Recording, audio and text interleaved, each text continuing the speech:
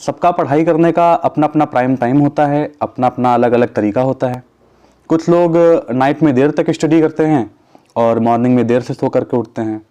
लेकिन कुछ लोग होते हैं जो नाइट में जल्दी सो जाते हैं और मॉर्निंग में जल्दी उठ करके पढ़ाई करते हैं 4-5 बजे के आसपास।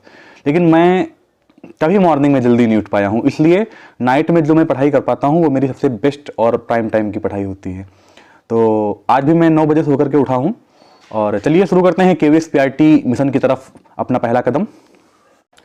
सबसे पहले पढ़ाई की शुरुआत करते हैं ईवीएस से। ईवीएस में जो सीटेट में या अन्य किसी एग्जाम में प्रीवियस ईयर में क्वेश्चंस पूछे गए हैं, उन क्वेश्चंस को मैं एक जगह पर लिख करके उनके नोट्स प्रिपेयर कर रहा हूं। उसके बाद इनका करेंगे रिवीजन। ईवीएस के बाद मैं पढ़ूंगा थोड़ी देर हिंदी। हिंदी में आज मैंने टारगेट रखा है थोड़े बहुत तद्भव तत्सम पढ़ने का। पढ़ाई के साथ साथ खाना पीना भी ज़रूरी है और ये मेरा फ्राइड राइस रेडी हो चुका है। खाने के बाद पढ़ाई फिर से स्टार्ट करते हैं।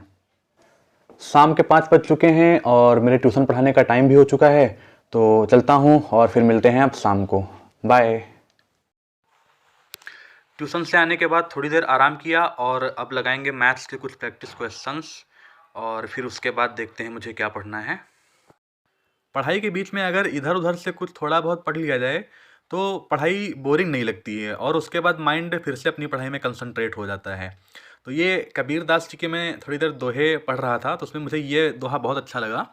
धीरे धीरे रे मना धीरे सब कछु होए, माली सींचे 100 घड़ा ऋतु आए सो फल होए।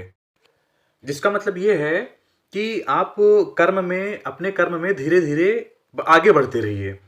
कबीरदास जी कह रहे हैं कि माली 100 घड़े देकर भी अपने पेड़ पौधों को क्यों न सींचे, उसमें फल तभी आते हैं जब फल की ऋतु आती है। तो धैर्य बनाए रखिए और अपने कर्म की तरफ आगे बढ़ते रहिए। Thank you. मैथ्स के बाद मैंने थोड़ी देर पढ़ाई की सीडीपी की, क्योंकि इसमें मेरी यूनिट 1 लगभग कंप्लीट होने वाली है। तो 2 या 4 दिन लगेंगे इसको कंप्लीट होने में। इसको कंप्लीट करने के बाद हम यूनिट 2 की तरफ आगे बढ़ेंगे।